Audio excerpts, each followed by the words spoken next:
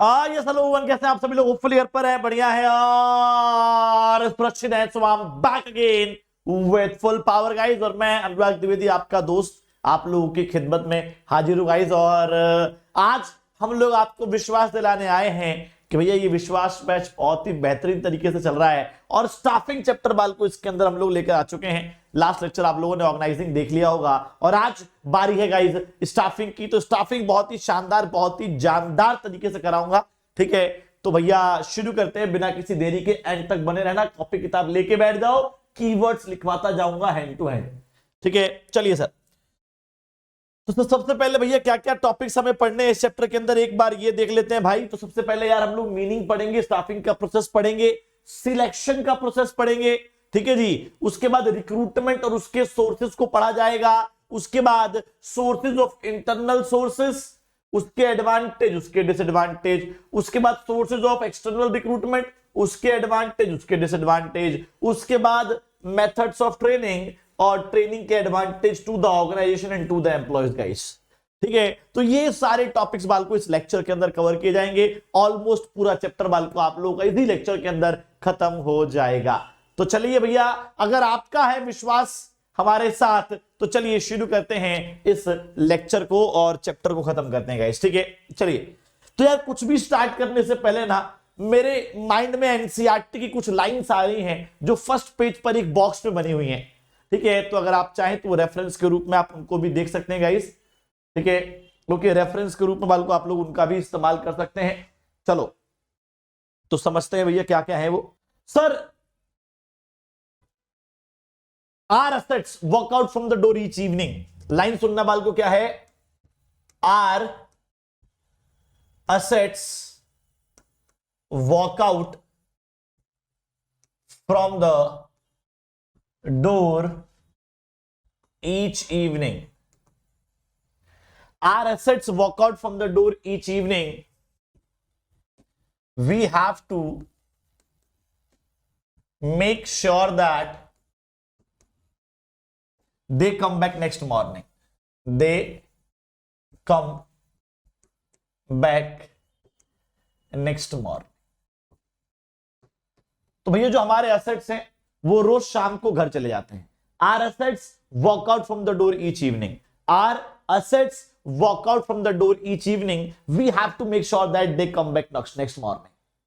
हमारे जो असेट है बाल को रोज शाम को घर चले जाते हैं, हमें ये एश्योर करना है, हमें ये इंश्योर करना है कि वो कल सुबह दोबारा लौट कर जरूर आए। किसने बोला भैया? Farmer CEO of Infosys. नाम क्या है जी? नाम है नारायण मूर्ति जी। नारायण मूर्ति जी, ठीक है जी गाइस, ओके? तो बेसिकली जो हमारे एसेट से बाल को रोज शाम को घर चले जाते हैं, यहां पर एसेट किसको बोला गया? एसेट बोला गया है ह्यूमंस को। तो हमारे एसेट बाल को रोज शाम को घर चले जाते हैं, हमें ये एश्योर करना है, हमें ये इंश्योर करना है कि वो कल सुबह दोबारा लौट कर जरूर आए। बड़ी शानदार लाइन उन्होंने बोली, ठीक है? कि भैया जो हमारे एसेट्स हैं, मतलब ये जो है ह्यूमन को जो है वो एसेट ट्रीट करते हैं गाइस, ठीक है जी? क्योंकि कंपनी की बिगेस्ट एसेट ह्यूमन ही तो है। और कंपनी के अंदर ह्यूमन को कौन सा फंक्शन लाता है बाल को? कंपनी के अंदर ह्यूमन को स्टाफिंग फंक्शन लाता है, ठीक है जी? ओके, तो अगर मान लो ये स्टेटमेंट दे दी जाए और पूछ लिया जाए identify the function of management, तो आंसर मस्ट बी स्टाफिंग, ठीक है जी? Our assets walk out from the door each evening, we have to make sure that they come back next morning.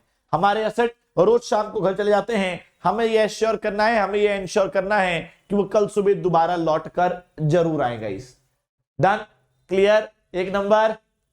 चलिए सर शुरू करते हैं बिना किसी देरी के। तो एक एक करके शुरू करते हैं सर स्टाफिंग की डेफिनेशन को। पहली definition,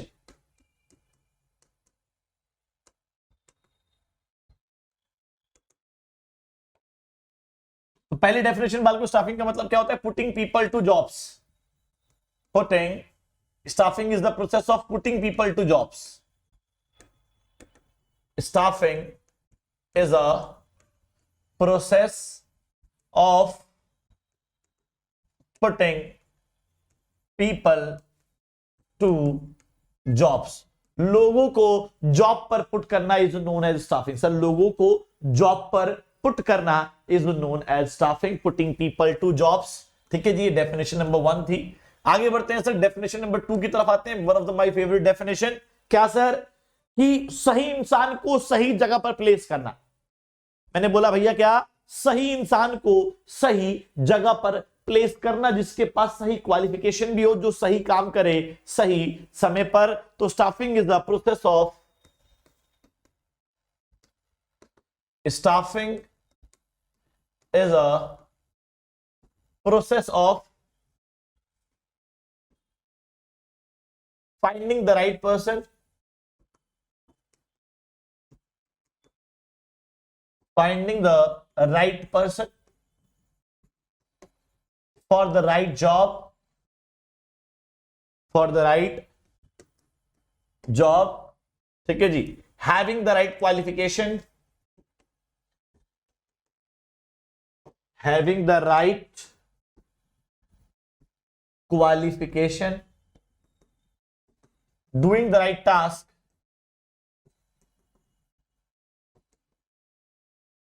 at the right time, at the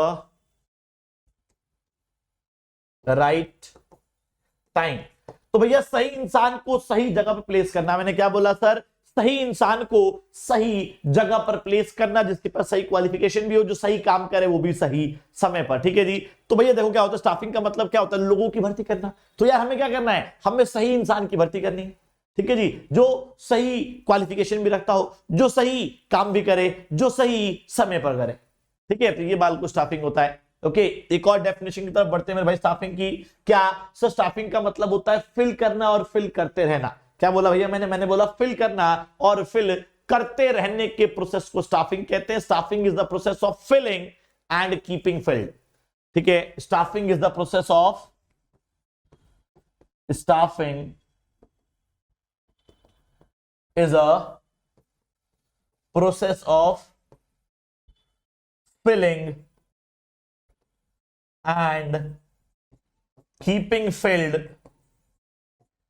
filling and keeping filled the positions designed in the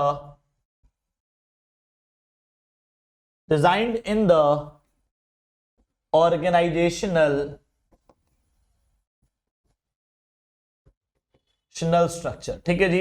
तो staffing is the process of filling and keeping filled the position design in the organisational structure. तो भैया जो organisational structure है, everyone, जो organisational structure है उसके अंदर लोगों को फिल करना और फिल करते रहने के प्रोसेस को स्टाफिंग कहते हैं। So staffing is the process of filling and keeping filled, filling and keeping fill. तो भैया फिल करना और फिल करते रहने के प्रोसेस को मेरे भाई स्टाफिंग कहा जाता है, ठीक है। So staffing is the process of filling and keeping filled. Done done मेरे भाई, फिल करना और फिल करते रहने के प्रोसेस को मेरे भाई स्टाफिंग कहते हैं। क्लियर है क्या ये वाली बात? ये वाली बात सबको क्लियर हो गई? सिंपल हो गई? मजेदार हो गई? चलिए सर, सिंपल हो गई, मजेदार हो गई, तो फिर आगे बढ़ते हैं।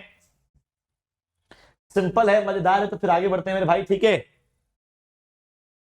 हाँ जी, staffing is putting people to jobs. मेरे भाई लोगों को जॉब पर पुट करना। It involves finding the right person for the right job, having the right qualification, doing the right task at the right time. जो सही समय पर सही काम करेगा, उस प्रक्रिया को बाल को हम लोग क्या कहते हैं? स्टाफिंग कहते हैं। Is it done everyone? Is it done guys?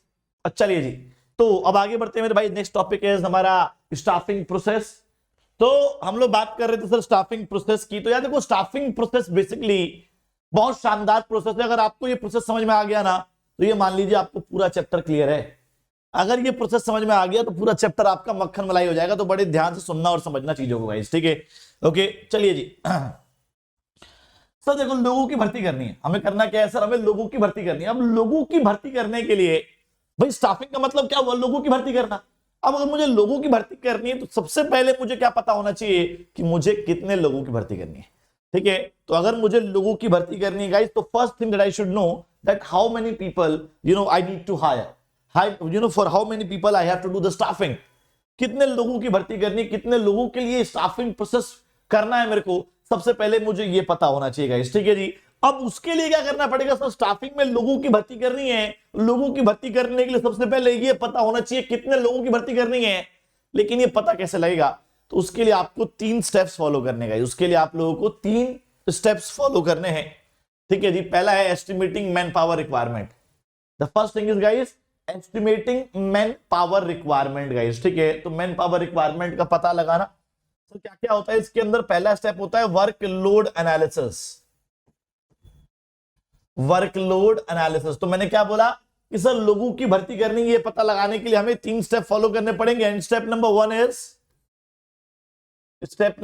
One is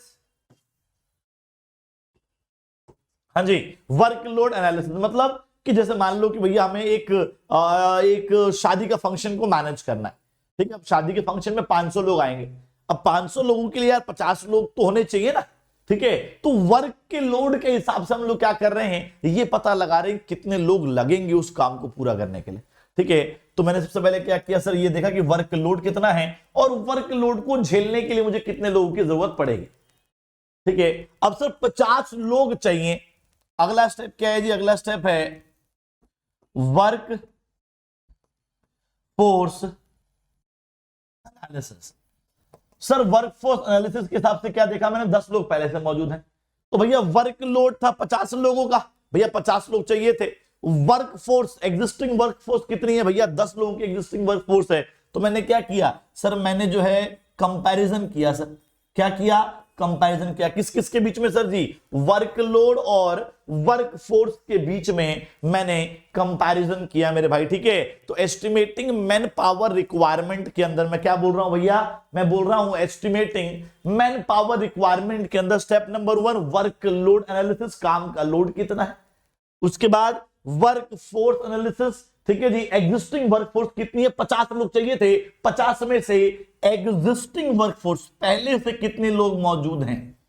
ठीक है, तो पहले हम ये देखते हैं कि कितने लोगों की जरूरत थी। दूसरे स्टेप में ये देखते हैं कितने लोग पहले से अवेलेबल हैं।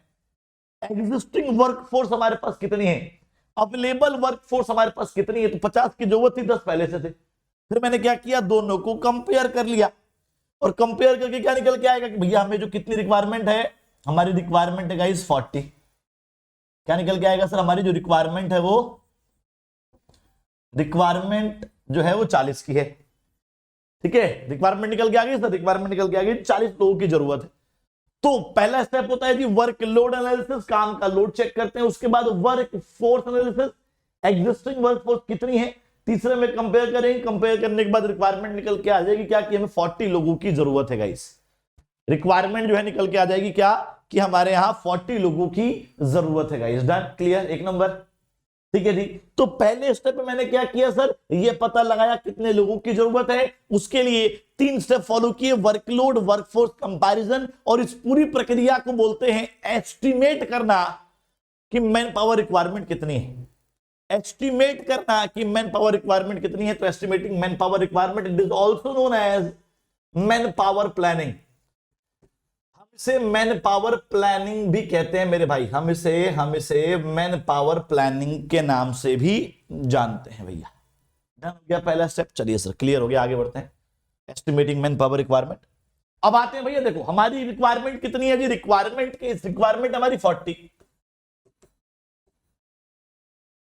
रिक्वायरमेंट बाल को 40 है। तो मैंने क्या किया यार, अब ये बात मुझे पता है कि हमारी कंपनी में 40 की रिक्वायरमेंट है, ये बात आपको पता है हमारी कंपनी में 40 की रिक्वायरमेंट है।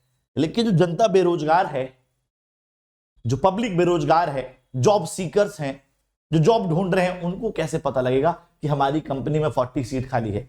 सर उनको तो बताना पड़ेगा, उनको तो बुलाना पड़ेगा। कैसे बताएंगे, कैसे बुलाएंगे? हाँ जी, उनको बाल को कैसे बताएंगे, उनको हम लोग कैसे बुलाएंगे? तो यार सब न्यूज़पेपर में ऐड निकाल देते हैं कि यार एबीसी लिमिटेड कंपनी के अंदर 40 सीट्स खाली हैं, आओ और आके अप्लाई करो। ठीक है जी, ओके। तो रिक्रूटमेंट का मतलब क्या होता है, लोगों को इनवाइट करना कि आइए हमारी कंपनी में आके अप्लाई करिए। रिक्रूटमेंट का मतलब होता है लोगों को इन्फ्लुएंस करना कि आइए आके हमारी कंपनी में अप्लाई करिए। ठीक है, तो recruitment is the process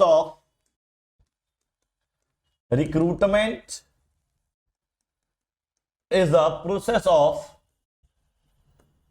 inviting, attracting and influencing people to come and apply in the organization, to come and apply in the organization guys, ठीक है जी। तो रिक्रूटमेंट वो प्रक्रिया बालको जिसके द्वारा हम लोग क्या करते हैं, लोगों को अट्रैक्ट करते हैं, लोगों को इन्फ्लुएंस करते हैं, लोगों को इनवाइट करते हैं कि भैया आइए और आके हमारी कंपनी में वेरियस जॉब पोजीशंस के लिए अप्लाई करिए, and that process is known as recruitment, उसे रिक्रूटमेंट कहा जाता है। ठीक है, डन एवरीवन, क्लियर हो गया। चलिए जी, तो भैया एडवर्टीजमेंट के थ्रू, पैम्पलेट्स के थ्रू, मैगजीन के अंदर लोगों को हम लोग एडवर्टीजमेंट डालेंगे और लोगों को इनवाइट करेंगे कि आओ और आके अप्लाई करो। अब एक बात बताओ बालकों की हमने न्यूज़पेपर में ऐड निकाल दी, अब उस न्यूज़पेपर की ऐड को देखने के बाद कितने लोग अप्लाई करने आएंगे? सर हमने जो है न्यूज़पेपर में ऐड निकाल दी, अब उस न्यूज़पेपर की ऐड देखने के बाद कितने लोग अप्लाई करने आएंगे?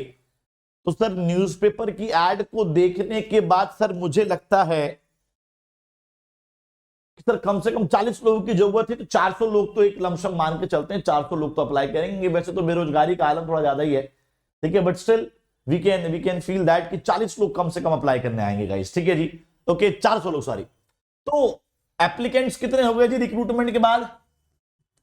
रिक्रूटमेंट के बाद सर एप्लीकेंट्स हो जाएंगे 400, ठीक है जी। ओके, और हमें कितने चाहिए? हमें बेस्ट चाहिए सर, मोस्ट सुटेबल कैंडिडेट्स चाहिए हमें। कितने चाहिए भैया मोस्ट सुटेबल कैंडिडेट? सर जी 400 में 40 चाहिए, और 400 में से 40 चाहिए सर। तो जो 400 एप्लीकेंट्स हैं, उन 400 एप्लीकेंट्स में से जो बेस्ट 40 होंगे हमें वो चूज करने हैं, ठीक है जी। अप्लाई 400 लोगों ने किया है, हमें चाहिए 40, तो इन 400 में से 40 को चूज करने के प्रोसेस को क्या कहते हैं मेरे भाई? सिलेक्शन कहते हैं। डेफिनेशन तैयार हो गई sir, selection is the process of choosing the most suitable candidate out of applicants, है ना। इसी में डेफिनेशन तैयार होगी बाल को आप लोग, अगर आप ध्यान से देखें तो क्या है भैया?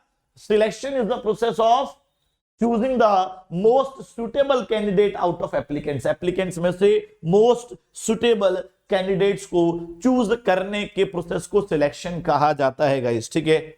ओके, तो आ जाओ भैया, selection is the process of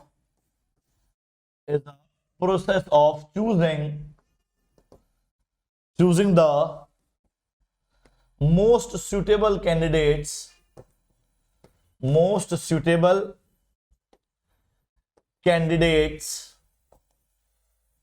out of applicants। Sir applicants में से मोस्ट सुटेबल कैंडिडेट्स को चूज करने के प्रोसेस को मेरे भाई सिलेक्शन कहते हैं। So selection is the process of choosing the most suitable candidate out of applicants, ठीक है जी। Selection is the process of choosing the most suitable candidate out of applicants, applicants में से मोस्ट सुटेबल कैंडिडेट्स को choose करने के process को मेरे भाई सिलेक्शन कहा जाता है। Done, simple, clear. चलिए सर आगे बढ़ते हैं। सिलेक्शन हो गया, जितने भी लोग थे उसमें से बेस्ट वाले को चूज करना है, मोस्ट सुटेबल कैंडिडेट्स को चूज करना है, उसे सिलेक्शन कहा जाता है। अब यार जो लोग सिलेक्ट हो गए हैं, जिन लोगों को हमने सिलेक्ट कर लिया हाँ जी, जिन भी लोगों को हमने सिलेक्ट कर लिया, कितने थे? 40 थे ना, तो 400 में से 40 हमने सिलेक्ट कर लिए हैं। अब जिन लोगों को हमने सिलेक्ट कर लिया है उनके द्वारा उस पोस्ट को ग्रहण करना, पहले दिन आके ऑफिस में बैठना, ठीक है जी। उसे क्या बोलते हैं? उसे बोलते हैं प्लेसमेंट। क्या बोलते हैं मेरे भाई? प्लेसमेंट, ठीक है। तो प्लेसमेंट की डेफिनेशन सुन लीजिए बड़े ध्यान से, बड़ी अच्छी डेफिनेशन है कि जिस पोस्ट के लिए 40 लोगों को सिलेक्ट किया गया है, जिस पोस्ट के लिए आपको सिलेक्ट किया गया है, आपके द्वारा उस पोस्ट को ऑक्यूपाई कर लेना, आपके द्वारा उस पोस्ट को ग्रहण कर लेना इज नोन एज प्लेसमेंट, ठीक है जी। ओके, तो placement is the process of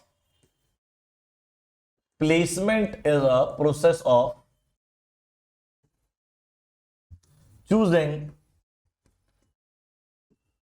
the most suitable candidates out of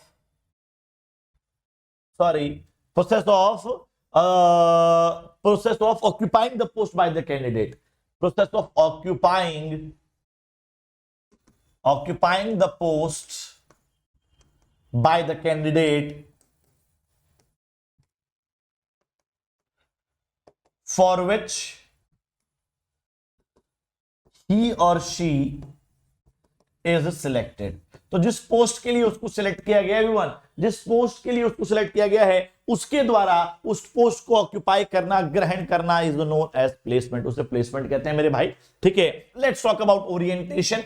अब भैया जब पहले दिन ऑफिस पहुंचेगा, पहले दिन जाके उसने ऑफिस में ग्रहण कर लिया अपनी पोस्ट को, तो वहां पर क्या होगा, वहां पर सबसे मिलवाया जाएगा, परिचित करवाया जाएगा, रूल्स एंड रेगुलेशंस बताए जाएंगे, कंपनी का ऑब्जेक्टिव, कंपनी का मिशन, कंपनी का विजन बताएंगे, कंपनी की पॉलिसीज, रूल्स एंड रेगुलेशन के बारे में बताएंगे, कंपनी के सुपीरियर सबऑर्डिनेट से मिलवाएंगे, परिचित करवाएंगे, मेल मिलाप करवाएंगे। तो परिचित करवाना और मेल मिलाप करवाने की प्रक्रिया को ओरिएंटेशन कहा जाता है। ठीक है, so orientation is the process of orientation is the process of orientation is the process of introducing or familiarizing orientation is the process of introducing or familiarizing the new employee with the rules and regulations, mission, vision, etc. Rules and regulation, mission, vision etcetera. तो इन सभी चीजों से मिलवाना, परिचित करवाना is known as orientation. Guys, is it clear? Clear है क्या? जल्दी बताइए प्लीज। बिल्कुल क्लियर होगा सर। ठीक है, तो मिलवाना, परिचित करवाना, mission, vision, rules and regulation, colleagues, ठीक है, इन सबसे मिलवाना, परिचित करवाना इज नोन एज ओरिएंटेशन। अब भैया मिलवा लिए, परिचित करवा लिए, तो क्या करेंगे? अब ट्रेनिंग दिलवाएंगे। जो काम आपको करना है उस काम के लिए आपके अंदर स्किल्स एंड नॉलेज डलवाएंगे। ठीक है, तो स्किल्स एंड नॉलेज को इंक्रीज करने के प्रोसेस को मेरे भाई हम लोग क्या कहते हैं जी? ट्रेनिंग कहते हैं। ठीक है, ओके, तो training is the next step. Training का मतलब क्या होता है जी? ट्रेनिंग का मतलब होता है, training is the process of increasing the skills and knowledge of a person. Sir, एक इंसान की स्किल्स एंड नॉलेज को इंक्रीज करने के प्रोसेस को मेरे भाई ट्रेनिंग कहते हैं। तो training is the process of everyone, training is the process of increasing the skills and knowledge of a person. एक इंसान की स्किल्स को, एक इंसान की नॉलेज को, एक इंसान के इन सब चीजों को इंक्रीज करने के प्रोसेस को ट्रेनिंग कहते हैं। So training is the process of increasing the skills and knowledge of a person. Training is a process of increasing the skills and knowledge of a person. Clear? Simple. एक number. चलिए sir, let's talk about development. Development की बात कर लेते हैं। देखो यार, आपकी ओवरऑल पर्सनालिटी को, आपकी ओवरऑल परफॉर्मेंस को, आपकी ओवरऑल स्किल्स को डेवलप करना इज नोन एज डेवलपमेंट। मतलब एक इंसान की overall growth is known as development. ठीक है जी, ओके, तो क्या लिखेंगे sir? Development is the process of overall growth of a person. Sir, एक इंसान की ओवरऑल ग्रोथ को, sir development is the process of overall growth of a person. एक इंसान की ओवरऑल ग्रोथ को हम लोग क्या बोलते हैं सर? डेवलपमेंट बोलते हैं। तो फिर बोलूंगा क्या sir? Development is the process of overall growth of a person. ठीक है जी, हर चीज में उसको इंक्रीज करना, हर चीज में उसको इंप्रूव करवाना इज नोन एज डेवलपमेंट। इसको डेवलपमेंट कहा जाता है। डन? क्लियर? चलिए sir, let's talk about performance appraisal. Performance को चेक करना एवरीवन। परफॉर्मेंस अप्रेजल का मतलब क्या होता है? अब ट्रेनिंग मिल गई, डेवलपमेंट हो गई, तो ट्रेनिंग के बाद हम आपकी परफॉर्मेंस को रेगुलरली मॉनिटर करेंगे, चेक करेंगे, है ना? तो अप्रेजल का मतलब क्या होता है भैया? अप्रेजल का मतलब होता है टू चेक। हम आपकी परफॉर्मेंस को रेगुलरली चेक करेंगे और चेक करने के बाद मेरे भाई आपकी एक फीडबैक रिपोर्ट तैयार होगी। क्या तैयार होगी मेरे भाई? एक फीडबैक रिपोर्ट तैयार होगी। जैसे बाल को आपके स्कूल में एक रिपोर्ट कार्ड बनती है ना, वैसे ही बाल को यहां पर भी एक रिपोर्ट कार्ड तैयार होगी, ठीक है जी, जिसमें ये लिखा जाएगा कितना टारगेट दिया गया था, आपने कितना अचीव कर लिया, क्यों अचीव कर लिया, क्यों अचीव नहीं कर पाए, ठीक है। तो एक प्रॉपर फीडबैक रिपोर्ट तैयार होगी। तो after training and development the next step is performance appraisal, in which the manager, in which the HR manager, in which the employer regularly monitor and check the performance of the new employee, ठीक है जी, whether he is achieving the target or not, whether he is able to meet the targets or not, and on the basis of this feedback report, promotion and career planning will be done, ठीक है जी। तो उसी feedback report के हिसाब से आपको promotion मिलेगी और उसी फीडबैक रिपोर्ट के हिसाब से आपकी करियर प्लानिंग होगी मेरे भाई, ठीक है। तो करियर प्लानिंग और फीडबैक जो है किसके बेस पे होती है गाइस, आपके फीडबैक रिपोर्ट के बेसिस पे होती है गाइस, ठीक है। ओके, तो प्रमोशन की बात कर लेते हैं। What is the definition of promotion मेरे भाई, तो giving higher rank in the organisation, company के अंदर हायर रैंक देना on the basis of feedback report. Sir feedback report के बेसिस पर, मैंने क्या बोला सर, फीडबैक रिपोर्ट के बेसिस पर आपको हायर रैंक दे देना इज नोन एज प्रमोशन। तो promotion means giving higher rank in the organisation, ठीक है जी। Promotion means giving higher rank in the organisation. Sir एक ऑर्गेनाइजेशन के अंदर हायर रैंक जो है वो देना इज नोन एज, मतलब पोजीशन को बढ़ा देना on the basis of feedback report, on the basis of feedback report. तो भैया फीडबैक रिपोर्ट के बेसिस पर क्या बोला मैंने बोला सर फीडबैक रिपोर्ट के बेसिस पर हायर पोस्ट और पोजीशन तक पहुंचा देना इज नोन एज प्रमोशन। क्या बोलते हैं सर, इसे बोलते हैं प्रमोशन। डन है क्या? चलिए let's talk about career planning मेरे भाई। तो करियर प्लानिंग का मतलब क्या होता है? हाँ जी guys, what is the meaning of career planning? Everyone, what is the meaning of career planning? तो करियर प्लानिंग की बात करेंगे मेरे भाई। तो करियर प्लानिंग का मतलब होता है करियर को अच्छा बनाना। एवरीवन, करियर प्लानिंग का मतलब होता है करियर को अच्छा बनाना। करियर को अच्छा कैसे बनाएंगे? हाँ जी, आपके लिए करियर एडवांसमेंट अपॉर्चुनिटीज देंगे। क्या देंगे मेरे भाई? आप लोगों को करियर को अच्छा बनाने वाले अपॉर्चुनिटीज प्रोवाइड करते रहेंगे, ठीक है जी। और हमें वो करियर एडवांसमेंट अपॉर्चुनिटीज डिजाइन करनी है। तो designing some career advancement opportunities, planning about some career advancement opportunities is known as career planning. तो career planning is the process of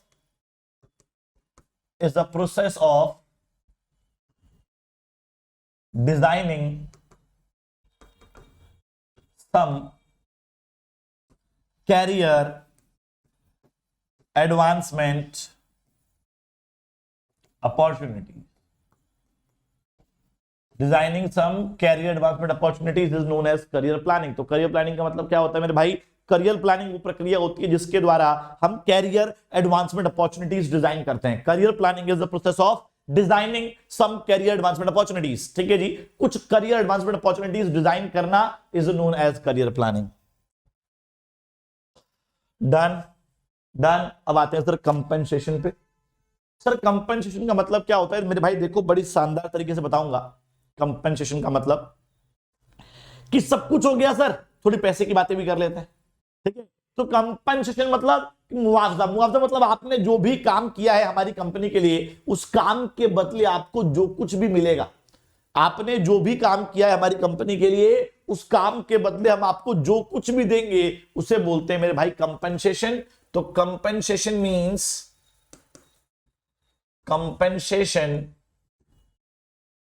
means all kinds of returns or rewards given to the employees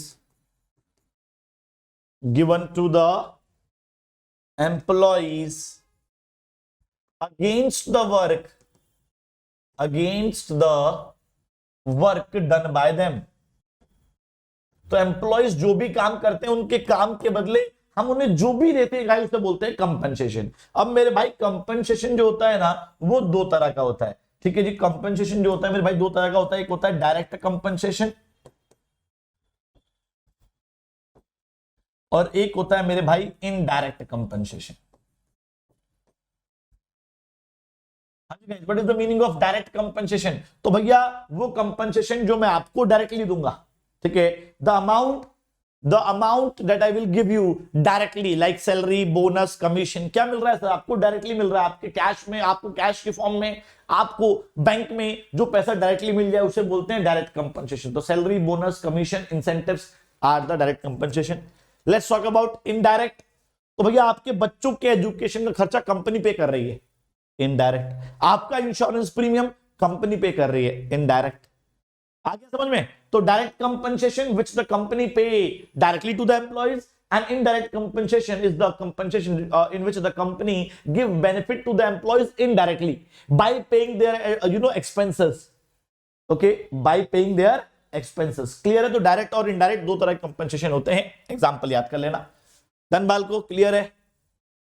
clear है क्या? जल्दी बताइए please, clear है?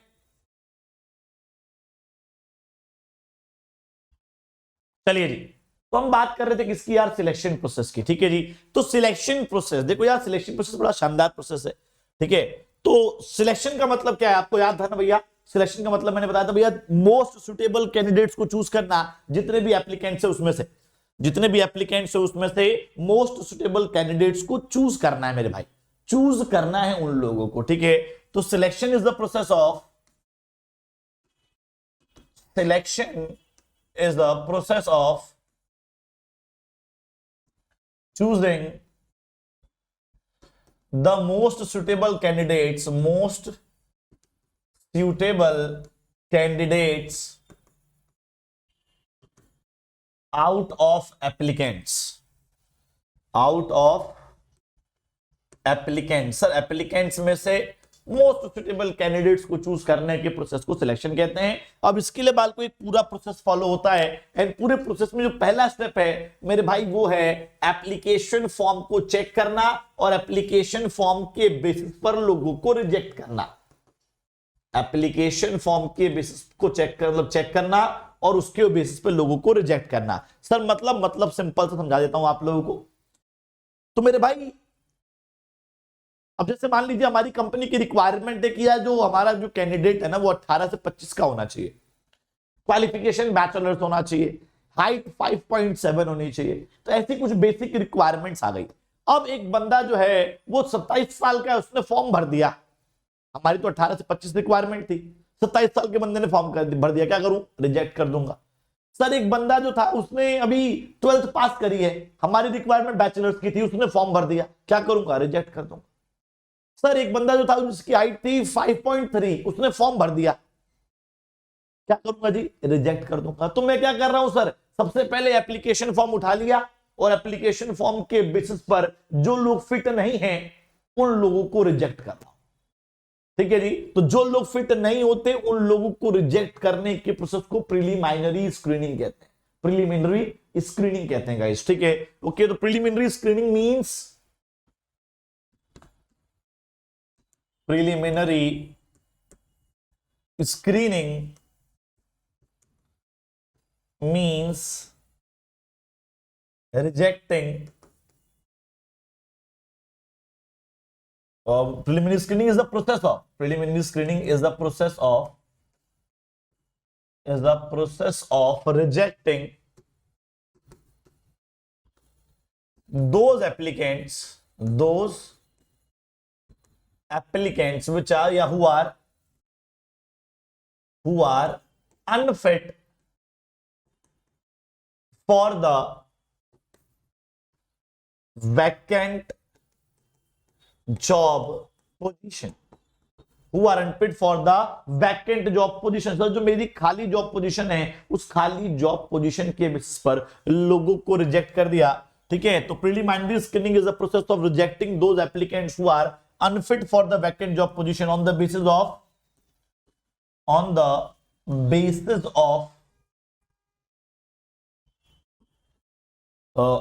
information supplied in the application form, on the basis of information supplied in the application form. Sir application form जो है, application form में जो भी इंफॉर्मेशन दे रखी है ना, उस एप्लीकेशन फॉर्म के अंदर जो भी इंफॉर्मेशन दे रखी है उस इंफॉर्मेशन के बेसिस पर ये चेक करना कि बंदा फिट है या अनफिट है, और अगर अनफिट है तो उन लोगों को रिजेक्ट कर देना। इस प्रक्रिया को हम लोग प्रिलिमिनरी स्क्रीनिंग कहते हैं।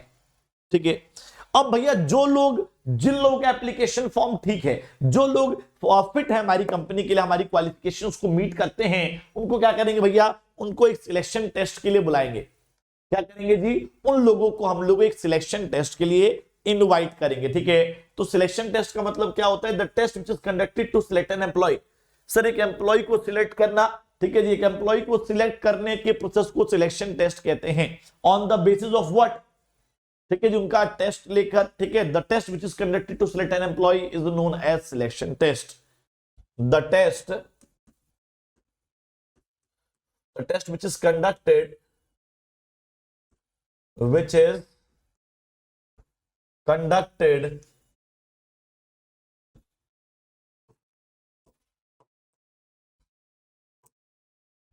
ठीक है, the test which is conducted to select an employee is known as selection test, is known as selection test. Sir इसके जो है 5 टाइप्स होते हैं सिलेक्शन टेस्ट के, गाइस 5 टाइप्स होते हैं। हैंड टू हैंड समझा देता हूं, लेकिन आप जब प्रोसेस करेंगे ना तो प्रोसेस में इसको समझाना नहीं है। प्रोसेस में आप चाहो तो नाम लिख के छोड़ देना, समझाना मत, क्योंकि नाम लिखने में भी बहुत टाइम लग जाएगा, 5 नाम लिखने हैं। ठीक है, बट अगर अलग से ये क्वेश्चन जो है पेपर में आ जाता है गाइस, ठीक है, बट मैं यहां पर इसको हैंड टू हैंड समझा रहा हूं क्योंकि टॉपिक चल रहा है टेस्ट। ठीक है, लेकिन आप ये गड़बड़ मत करना कभी तुम भी समझा दो प्रोसेस के अंदर ही, नहीं, प्रोसेस के अंदर नहीं समझाना है इसको। ठीक है, तो भैया there are 5 types of test. पहला मेरे भाई इंटेलिजेंसी टेस्ट। सर नाम से कुछ आइडिया लग रहा है क्या? इंटेलिजेंसी टेस्ट का मतलब क्या होता है भैया? एक इंसान की इंटेलिजेंसी को चेक करने के लिए, किसी इंसान की इंटेलिजेंसी को चेक करने के लिए जो टेस्ट लिया जाएगा, that test will be known as intelligence test. ठीक है जी, किसी इंसान की इंटेलिजेंसी को चेक करने के लिए, किसी इंसान की इंटेलिजेंसी को चेक करने के लिए हम लोग जो टेस्ट लेंगे, that test will be known as intelligence test. ठीक है, okay. Second one is guys what? Intelligence test हो गया। उसके बाद सर इंटरेस्ट टेस्ट। तो भैया आपका इंटेलिजेंसी, आपका नॉलेज, आपका आईक्यू चेक करने के लिए जो टेस्ट लिया, intelligence test. Interest test, sir जो काम आप कर रहे हो उसके अलावा आपका किन किन चीजों में इंटरेस्ट है, so that we can use you in our emergency situation. अब जैसे मान लो भैया आपका जो है, आप वैसे तो यहाँ पर अकाउंटेंट हो, लेकिन आपका थोड़ा इलेक्ट्रिकल वर्क्स में भी इंटरेस्ट है, तो कल को मान लो भैया अगर हमारी लिफ्ट खराब हो जाती है और हमारा जो बंदा है वो फंस गया है, उसको प्रॉब्लम हो रही है, तो we can use you as the electrician. ठीक है जी, द टेक्नीशियन जो भी है उसको हम ऐसे इस्तेमाल कर सकते हैं। तो इंटरेस्ट टेस्ट लेने का भी अपना एक अलग ऑब्जेक्टिव होता है। ठीक है जी, कि आपका हम लोग और कहां कहां इस्तेमाल कर सकते हैं, आपका किन किन चीजों में इंटरेस्ट है। उसके अलावा मेरे भाई आपका हो जाता है ट्रेड टेस्ट। भैया जिस ट्रेड में आप जा रहे हो, जिस ट्रेड में आप घुस रहे हो, उस ट्रेड की कितनी नॉलेज है आपको। जैसे मान लो भैया मैं जो है बिजनेस स्टडीज का टीचर बना फिजिक्स वाला पे, ठीक है जी, तो इंटेलिजेंसी टेस्ट का मतलब क्या है भैया? यहां पर ये चेक किया गया कि भैया मेरे को कितनी नॉलेज है बिजनेस स्टडीज की, तो वो क्या होगा? वो होगा इंटरेस्ट टेस्ट। और ट्रेड टेस्ट का मतलब क्या है? नॉलेज के साथ साथ मुझे पढ़ाना आता है कि नहीं आता, टीचिंग स्किल्स है कि नहीं है, वो चेक करने के लिए जो टेस्ट लिया जाएगा, that will be known as trade test. तो जिस एरिया में घुस रहा हूं, जो पढ़ाने जा रहा हूं, उसकी नॉलेज होना ना होना, उसका आईक्यू होना, जनरल नॉलेज होना कि ना होना, इंटेलिजेंसी टेस्ट। और जिस ट्रेड में मैं घुस रहा हूं वो ट्रेड की नॉलेज मेरे पास है कि नहीं है, एग्जिस्टिंग स्किल्स मेरे पास है कि नहीं है, वो चेक करने के लिए जो टेस्ट लेंगे उसे बोलेंगे ट्रेड टेस्ट। ठीक है, उसके बाद होता है मेरे भाई पर्सनैलिटी टेस्ट। आपकी पर्सनैलिटी को चेक करने के लिए जो टेस्ट लिया जाएगा, आपकी पर्सनैलिटी को चेक करने के लिए जो टेस्ट लिया जाएगा, that test will be known as personality test. ठीक है, and the last one is guys what? The last one is aptitude test. Aptitude sir aptitude test क्या होता है everyone? What is the meaning of aptitude test? हाँ जी guys, what is the meaning of aptitude test? Sir aptitude test वो test होता है जिसमें हम लोग क्या चेक करते हैं? एप्टीट्यूड टेस्ट वो टेस्ट होता है जिसके अंदर हम लोग ये चेक करते हैं कि आपके अंदर कितनी स्किल्स और कितनी जल्दी आप नई चीजें ग्रैब कर लेते हो। How far you learn the new skills, catching power आपकी कितनी तेज है। ठीक है जी, तो इंसान की कैचिंग पावर, एक इंसान कितनी जल्दी नई चीजें ग्रैब कर लेता है। ठीक है जी, how far you learn the new skills, कितनी जल्दी आप नई स्किल्स को सीख लेते हो।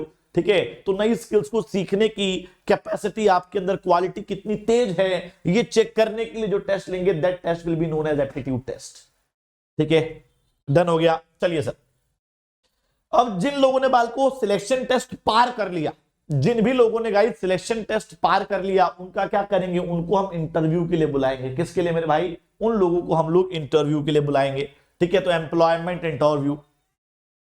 नेक्स्ट क्या है मेरे भाई? Employment interview. तो एम्प्लॉयमेंट इंटरव्यू में क्या होता है मेरे भाई? हम ये चेक करते हैं कि बंदा जो है, जो भी हम लोगों ने बंदा हायर किया हुआ है गाइस, ठीक है जी, वो हर काम को अच्छे से कर पा रहा है कि नहीं कर पा रहा है। मतलब उसको हम फेस टू फेस इंटरेक्शन करेंगे, जो हम सिलेक्ट करने जा रहे हैं।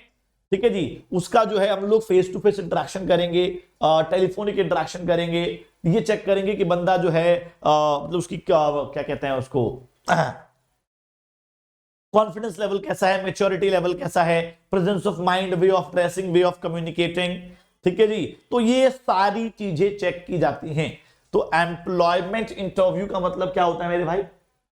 हाँ जी, the face to face and the telephonic conversation, the face to face और telephonic conversation between the candidate and the employer. Employer is known as employment interview.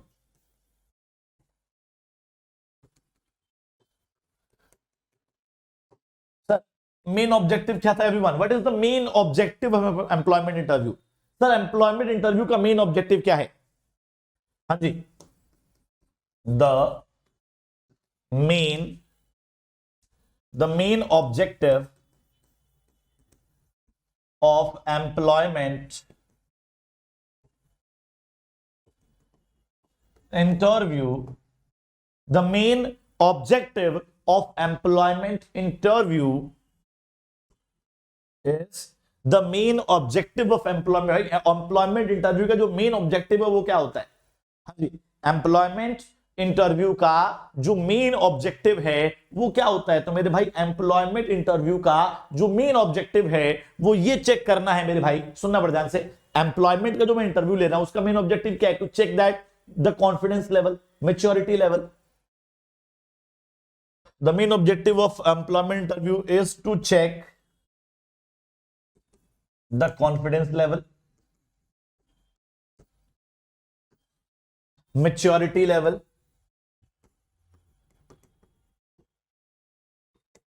presence of mind,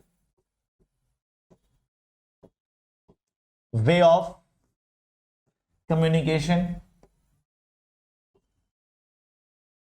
dressing sense, etc. ठीक है जी, तो ये सारे बाल को हमारे मेन ऑब्जेक्टिव होते हैं। चलिए आगे बढ़ते हैं sir. Sir reference and background check, everyone the next one is guys reference and background check. तो हम क्या करेंगे मेरे भाई? हम आपका रेफरेंस चेक करेंगे, आपका बैकग्राउंड चेक करेंगे। मतलब देखो, जब हम नया बंदा कंपनी में आता है ना, तो एप्लीकेशन फॉर्म में उससे भी पूछ लिया जाता है कि कोई रेफरेंस है क्या। रेफरेंस मतलब कि कंपनी में आप किसी को जानते हो क्या, या आपको किसने भेजा, एक बार ये बता दो। तो रेफरेंस एंड बैकग्राउंड चेक जो है हम लोग यहाँ चेक करेंगे। मान लो भैया हम लिख दिया कि हाँ ये बंदा मुझे जानता है, तो उससे पूछेंगे इसके बारे में, कैसा बंदा है, वो सच में जानता है कि नहीं जानता है। तो प्रॉपर रेफरेंस का चेक किया जाएगा। बैकग्राउंड मतलब आपका एड्रेस वेरिफिकेशन, आपके सर्टिफिकेट्स को वेरीफाई किया जाएगा, क्रिमिनल रिकॉर्ड्स उठा के देखे जाएंगे। ठीक है, तो रेफरेंस एंड बैकग्राउंड चेक में ये करते हैं। ओके ओके, तो भैया रेफरेंस एंड बैकग्राउंड चेक में क्या करेंगे? रेफरेंस को क्रॉस वेरीफाई करेंगे, और बैकग्राउंड के अंदर क्या क्या चेक करेंगे मेरे भाई? तो ये आपका क्रिमिनल रिकॉर्ड, आप लोगों का कास्ट सर्टिफिकेट वगैरह, एड्रेस वेरिफिकेशन,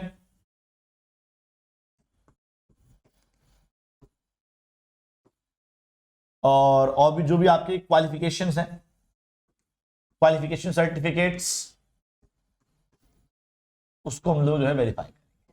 ठीक है जी, तो ये सब चीजें बाल को जो है बैकग्राउंड चेक के अंदर आती हैं गाइस। ठीक है जी, एड्रेस चेक के अंदर आती है, रेफरेंस बैकग्राउंड चेक के अंदर आती है। ठीक है, डन, क्लियर। चलिए आगे बढ़ते हैं सर। अच्छा, जिन लोगों का रेफरेंस बैकग्राउंड ठीक है, मतलब जिन लोगों ने फॉर्म सही भरा, जो फिजिकली जो हमारी कंपनी की जो रिक्वायरमेंट थी उसके अकॉर्डिंग फिट थे, सिलेक्शन टेस्ट भी पार कर लिए, जिन लोगों ने एम्प्लॉयमेंट इंटरव्यू क्लियर कर लिया, जिन लोगों का रेफरेंस एंड बैकग्राउंड क्लियर है, तो जिन लोगों ने ये चारों स्टेप पार कर लिए, उनका नाम एक लिस्ट में आता है मेरे भाई, और उस लिस्ट को बोलते हैं हम लोग सिलेक्शन लिस्ट।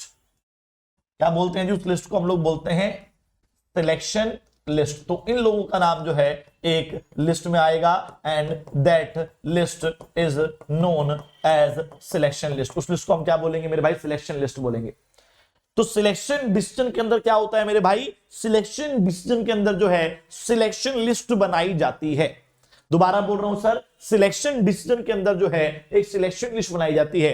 कौन बनाता है जी मेरी भाई ये लिस्ट? तो employer make this list, employer जो है वो इस लिस्ट को बनाता है। So under the selection decision, selection decision के अंदर एक लिस्ट बनाई जाएगी, and that list will be made by the employer, and the final decision जो है ना, the final decision of the selection will be taken from this list only. तो जो फाइनल डिसीजन होगा बाल को, वो इसी लिस्ट से लिया जाएगा। ठीक है, क्लियर है? चलिए जी, तो हम लोग सिलेक्शन डिसीजन जो है इसी लिस्ट में से फाइनल डिसीजन लेंगे, लेकिन उससे पहले एक काम करते हैं ना, इन लोगों का मेडिकल एग्जामिनेशन करवा लेते हैं सर। इससे पहले क्या करते हैं जी? इन लोगों का एक मेडिकल एग्जामिनेशन करा लेते हैं। तो मेडिकल एग्जामिनेशन का मतलब क्या होता है सर? मेडिकल एग्जामिनेशन का मतलब क्या होता है? मेडिकल एग्जामिनेशन के अंदर हम लोग ये चेक करेंगे बंदा मेडिकली फिट है कि नहीं। ठीक है, ओके। तो हम लोग क्या चेक करेंगे मेरे भाई? बंदा जो है वो मेडिकली फिट है कि नहीं है। सर मेडिकली फिट होने का मतलब क्या होता है? मेडिकली फिट होने का मतलब क्या है भैया? कि फिजिकली फिट है कि नहीं, मेंटली फिट है कि नहीं है, इमोशनली फिट है कि नहीं है। ठीक है, तो ये सारी फिजिकल फिटनेस बाल को चेक की जाती है। और जो लोग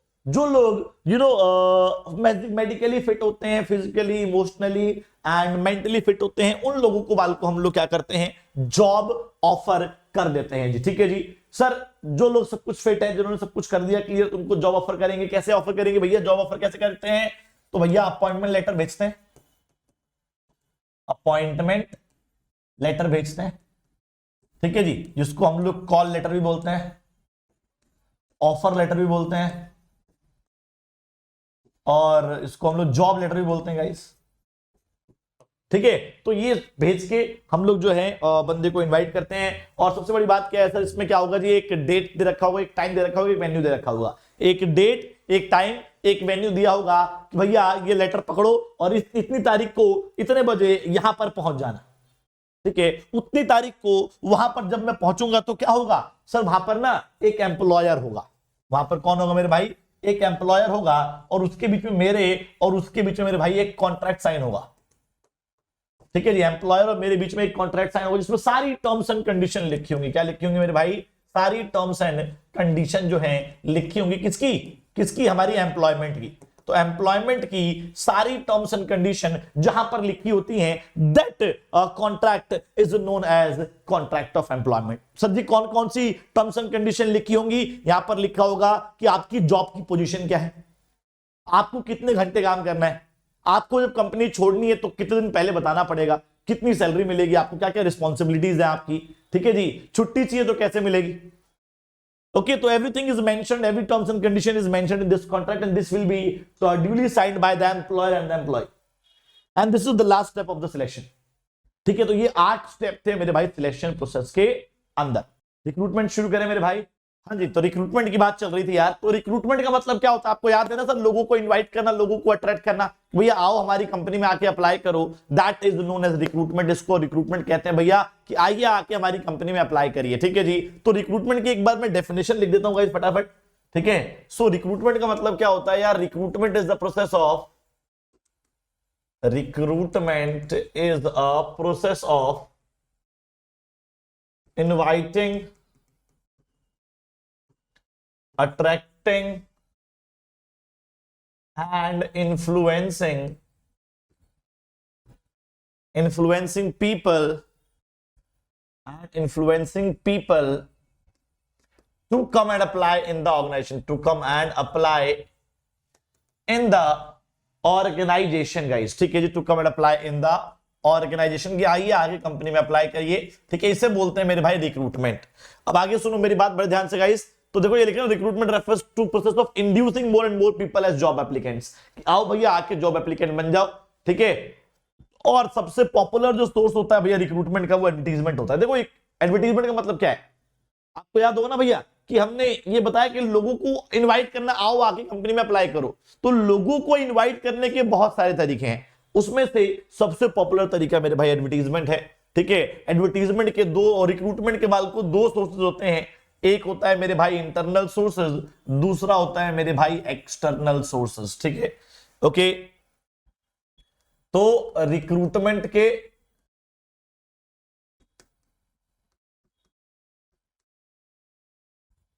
हाँ जी बालको, रिक्रूटमेंट के दो सोर्सेज हैं, रिक्रूटमेंट के मेरे भाई दो सोर्सेज हैं, ठीक है जी। There are two sources of recruitment. The first one is guys internal sources, internal sources. The second one is guys external sources, ठीक है। दूसरा क्या है मेरे भाई, एक्सटर्नल सोर्सेज है, ठीक है। तो सर इंटरनल सोर्सेज का मतलब क्या होता है, कंपनी के अंदर के लोगों को इनवाइट करना कि आओ और आके अप्लाई करो, इसे बोलते हैं इंटरनल सोर्स। भैया मैं क्या कर रहा हूं, जब कंपनी के अंदर के लोगों को बोलूं आ जाओ और आके अप्लाई कर दो, that source is known as internal source, ठीक है जी। ओके, तो internal sources are those sources through which we invite the insiders, through which we invite the insiders, ठीक है जी, और existing एम्प्लॉइज, ठीक है जी। तो भैया जब इनसाइडर्स को और एग्जिस्टिंग एम्प्लॉइज को इनवाइट किया जाए, मैंने क्या बोला, जब इनसाइडर्स को और एग्जिस्टिंग एम्प्लॉइज को इनवाइट किया जाए कि भैया आओ और आके अप्लाई करो, that source is known as internal source. Let's talk about मेरे भाई external source. So external sources क्या होते हैं sir, external sources are those sources through which we invite the outsiders, ठीक है जी। जिनका इस्तेमाल करके हम लोग आउटसाइडर्स को इनवाइट करते हैं, उसे बोलते हैं sir external sources. So external sources are those sources through which we invite the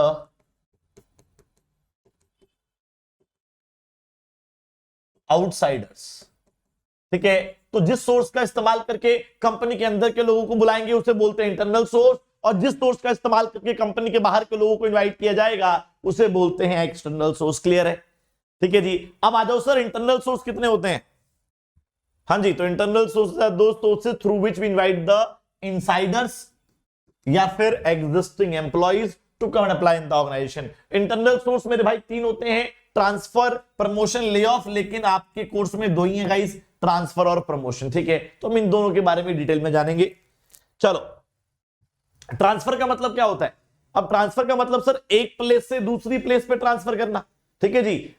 एक डिपार्टमेंट से दूसरे डिपार्टमेंट में ट्रांसफर करना, एक मॉर्निंग शिफ्ट से इवनिंग शिफ्ट में ट्रांसफर करना, ठीक है। ओके, इसे क्या बोलते हैं सर, इसे बोलते हैं ट्रांसफर। तो transfer means shifting of an employee, transfer means, अभी बात बताओ सर, एक प्रोडक्शन डिपार्टमेंट में दो क्लर्क थे, मार्केटिंग में एक भी क्लर्क नहीं है। एवरीवन, प्रोडक्शन डिपार्टमेंट में दो क्लर्क हैं, मार्केटिंग में एक भी क्लर्क नहीं है, तो क्या करेंगे, वहां से एक उठा के यहां डाल देंगे, प्रोडक्शन डिपार्टमेंट से एक क्लर्क उठा के यहां डाल दिया जाएगा, ट्रांसफर।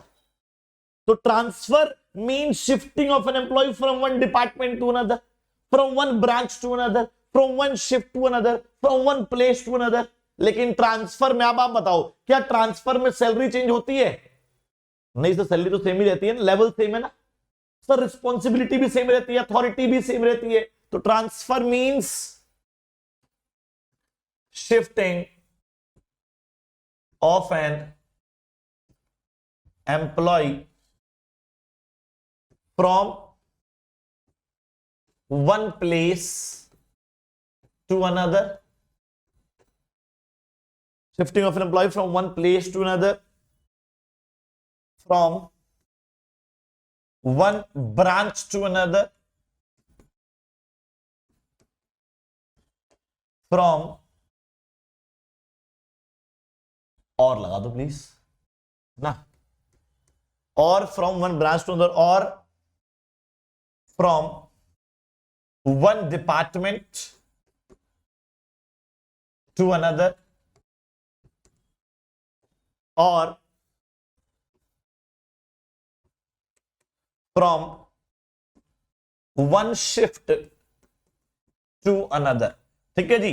तो भैया एक डिपार्टमेंट से दूसरे डिपार्टमेंट में, एक प्लेस से दूसरे प्लेस पर, एक शिफ्ट से दूसरे शिफ्ट पे, एक ब्रांच से दूसरे ब्रांच पे, लेकिन सर क्या चेंज नहीं होगा? Without any change in the salary, responsibility, authority, status same रहेगा। पहले भी क्लर्क था, आज भी क्लर्क ही है। ठीक है, without any change in the, without any change in the salary,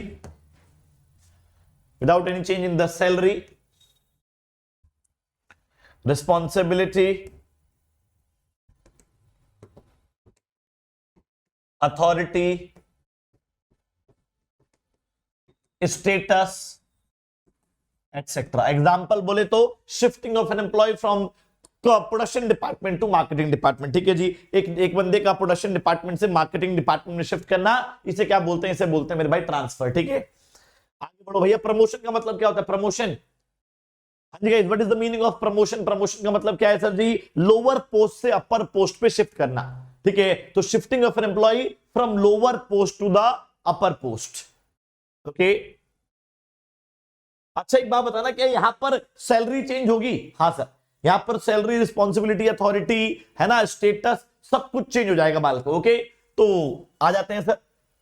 shifting of transfer mean, promotion means shifting of an employ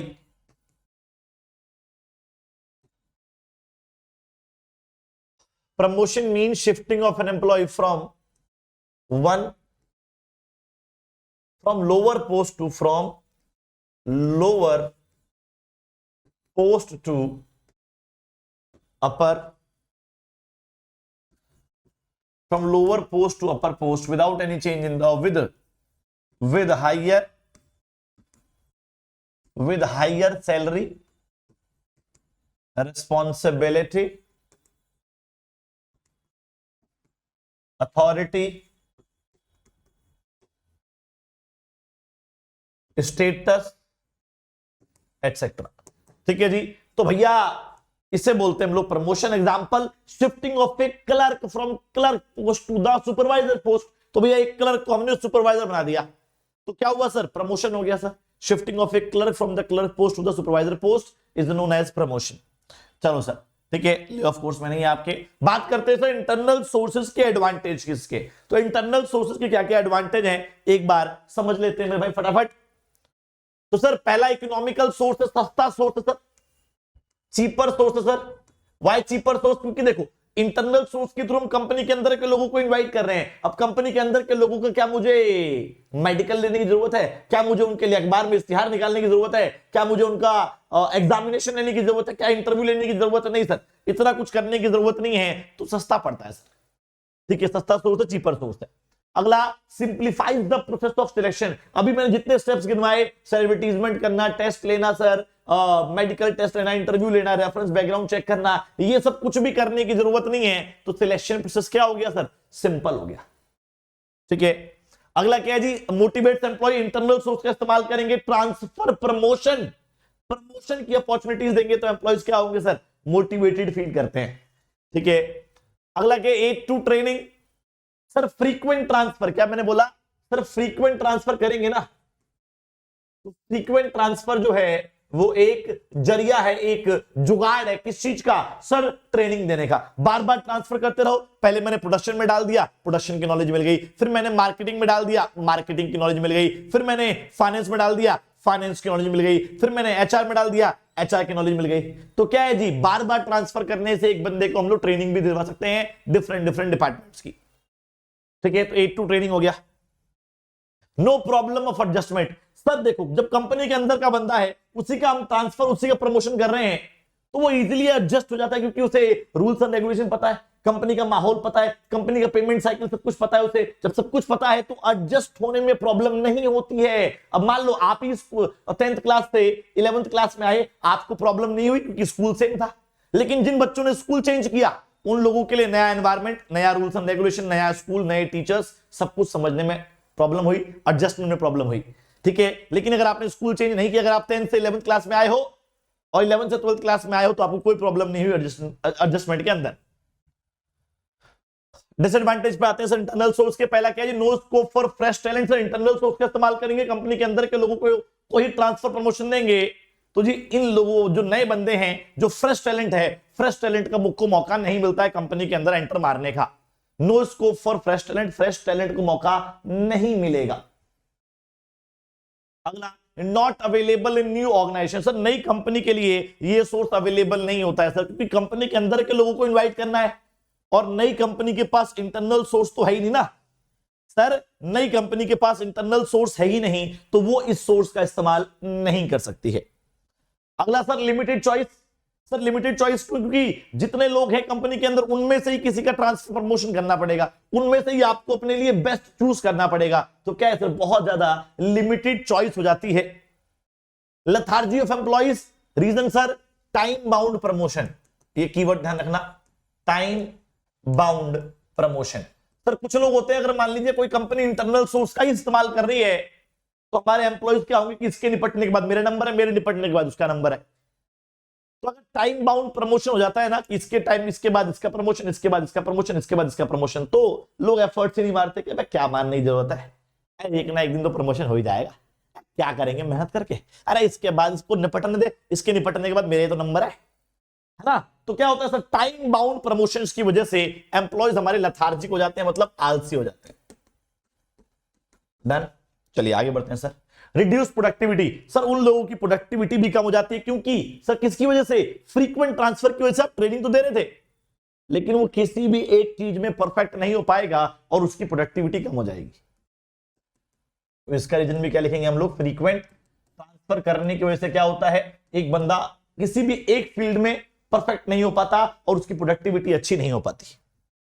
बात करते हैं सर एक्सटर्नल सोर्सेज की, तो आपको याद होगा बाल को, external sources are those sources through which we invite the outsiders. भाई जिस सोर्स के थ्रू हम लोग आउटसाइडर्स को इनवाइट करते हैं कि आइए और आके कंपनी में अप्लाई करिए, that source is known as external sources. Guys clear, clear है क्या, जल्दी बताइए, क्लियर गाइस, 1 नंबर क्लियर। चलो आगे बढ़ते हैं, क्लियर है तो सर ये 10-11 जो है हमारे इंटरनल सोर्स, एक्सटर्नल सोर्सेज हैं गाइस। पहला आ गया डायरेक्ट रिक्रूटमेंट। सुनो सर, डायरेक्ट रिक्रूटमेंट क्या होता है, जब कंपनी के नोटिस बोर्ड पर एक नोटिस लगा दिया जाएगा कि सिलाई के कुशल कारीगरों की आवश्यकता है, वॉचमैन की आवश्यकता है, सेल्समैन की आवश्यकता है, ठीक है जी, पियून की आवश्यकता है। आपने देखा होगा ये सब कई सारे जब दुकानों के बाहर, स्कूलों के बाहर लिखा हुआ होता है। तो ये जब कंपनी के नोटिस बोर्ड पर एक नोटिस लगा दिया जाए और उसके थ्रू लोगों को इन्वाइट किया जाए, that source is known as direct recruitment. Direct recruitment, ठीक है। तो डायरेक्ट रिक्रूटमेंट वो सोर्स है जिसके थ्रू हम कंपनी के नोटिस बोर्ड पर नोटिस लगा के लोगों को इनवाइट कर लेते हैं गाइस, ठीक है। ओके, एक कीवर्ड और दे रहा हूं भाई, जहां पर भी बादली वर्कर्स आ जाए। बादली वर्कर्स मतलब जब परमानेंट वाले गायब होते हैं ना और हमें टेम्पररी वाले लोग चाहिए होते हैं, उनको बोलते हैं बादली वर्कर्स। और बादली वर्कर्स के लिए भी जो सोर्स इस्तेमाल होगा उसे हम लोग डायरेक्ट रिक्रूटमेंट कहेंगे। 2 कीवर्ड दे दिए, जब कंपनी के नोटिस बोर्ड पर नोटिस लगा के लोगों को इन्वाइट करें तो डायरेक्ट रिक्रूटमेंट है। बादली वर्कर्स के लिए भी जब परमानेंट वाले गायब होते हैं, टेम्पररी की जरूरत होती है, तो बादली वर्कर्स की जरूरत पड़ती है, उससे भी हम डायरेक्ट रिक्रूटमेंट कहते हैं। अच्छा, जो डायरेक्ट रिक्रूटमेंट है बालको, वो लोअर जॉब पोजीशंस के लिए, अनस्किल्ड जॉब पोजीशंस के लिए होता है, जैसे कि स्वीपर, पियून है ना, सिलाई के कुशल कारीगर, सेल्समैन, ऐसे जो अनस्किल्ड जॉब्स होती हैं उनके लिए ये सोर्स बड़ा अच्छा होता है। हायर जॉब पोजीशंस के लिए अच्छा नहीं होता, क्योंकि कभी आपने स्कूल के बाहर नहीं लिखा होगा प्रिंसिपल की आवश्यकता है, कहीं नहीं लिखा सर किसी बड़ी शोरूम के बारे में ये नहीं देखा होगा क्या कि सर मैनेजिंग डायरेक्टर की आवश्यकता है, नहीं लिखा होता। ठीक है जी, ओके, कभी नहीं लिखा होता, क्योंकि जो डायरेक्ट रिक्रूटमेंट है वो लोअर जॉब पोजीशंस के लिए होता है। चलिए बात करते हैं सर कैजुअल कॉलर्स की। एवरीवन, कैजुअल कॉलर्स क्या होते हैं? देखो, कैजुअल कॉलर्स का मतलब ये होता है कि सर एक होता है ऑफ जॉब सीजन, एक होता है ऑफ जॉब सीजन और एक होता है ऑन जॉब सीजन। देखो भैया, जब कंपनी में जॉब है लोग मांगने आएंगे, हम दे देंगे, कोई दिक्कत नहीं है, लेकिन जब कंपनी में जॉब नहीं है तब भी तो लोग जॉब मांगने आते होंगे। हाँ जी, जब कंपनी में जॉब थी लोग आए, अप्लाई किया, मैंने जॉब दे दी, काम खत्म। लेकिन क्या होता है, कभी कभी लोग तब भी जॉब मांगने आते हैं जब जॉब्स अवेलेबल नहीं होती। ऑफ जॉब सीजन में भी जॉब मांगने लोग आते हैं, जॉब सीकर्स जो हैं जॉब मांगने आते हैं। तो हम क्या करते हैं, हम उन्हें मना नहीं करते। मान लो जॉब नहीं है, कोई मांगने आ गया, मैं मना नहीं करूंगा, कोई बात नहीं भाई, अभी नहीं है, थोड़े टाइम बाद आ जाएगी, जॉब निकलेगी, तुझे कॉल करके बुला लूंगा। कैजुअल कॉलर्स, ठीक है जी। तो हम क्या कर रहे हैं, बेसिकली बहुत बड़ी बड़ी कंपनियां जो हैं एक रिकॉर्ड मेंटेन करती हैं उन जॉब सीकर्स का, ठीक है जी, और जब जॉब निकलती है तो उस डाटा को वो स्क्रीन कर लेते हैं। ओके, तो एक जॉब सीकर्स का एक रिकॉर्ड मेंटेन करती है, एक डाटा बेस मेंटेन करती है, और जब भी वो डाटा बेस जो है जॉब निकलती है तो उस डाटा बेस का इस्तेमाल करके अपनी जॉब पोजीशंस को फिल कर लेते हैं। ठीक है जी, ओके। जॉब सीकर्स को हम लोग अनसॉलिसिटेड एप्लीकेंट्स भी कहते हैं, जो उम्मीद नहीं थी वो भी आ गए गाइस, है ना, जिनको बुलाया नहीं गया था वो भी आ गए, तो अनसॉलिसिटेड एप्लीकेंट्स भी कहलाते हैं ये लोग। तो ये सारे कीवर्ड्स जो मैंने हाईलाइट कर रखे हैं, इनमें से कोई भी कीवर्ड आ जाए तो कैजुअल कॉलर्स आंसर लिख देना चुपचाप। अब आते हैं सर एडवर्टीजमेंट पे। एडवर्टीजमेंट क्या होता है सर, जो नोटिस हमने कंपनी के नोटिस बोर्ड पे लगाया था, जब वही नोटिस मैं न्यूज़पेपर और मैगजीन में लगा दूं, उसे बोलते हैं एडवर्टीजमेंट। सर खास बात क्या है कि ये हायर जॉब पोजीशंस के लिए होता है, स्किल्ड जॉब पोजीशन के लिए होता है। याद करिए, डायरेक्ट रिक्रूटमेंट अनस्किल्ड और लोअर जॉब पोजीशन के लिए था, और एडवर्टीजमेंट जो है गाइस हायर जॉब पोजीशन और स्किल्ड लेबर्स के लिए होता है, और सबसे पॉपुलर सोर्स होता है।